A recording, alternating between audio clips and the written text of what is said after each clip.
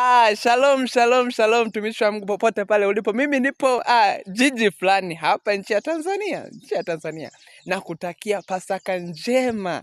Tunapoadhimisha kufa na kufuka kwa Bwana wetu Yesu Kristo. Yesu aweze kutukumbuka katika maisha yetu. Yesu aweze kufufua kazi zetu. Yesu aweze kufufua maisha yetu. Yesu aweze kufufua biashara zetu. Afufue kile cha kilichokufa. Ni wewe tu ukimkubali aweze kuingia kwenye maisha yako, atafufua kila kilichokufa, maana yeye kwanza ameshinda kifo na mauti, hivyo atakushindia hata wewe katika maisha yako. Naitwa Esau Emmanuel, ni mwimbaji lakini pia ni mhubiri wa neno la Mungu.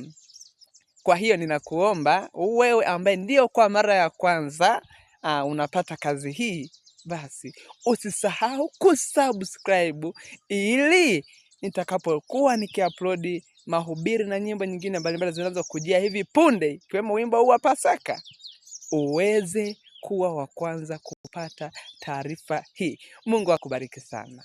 Amina.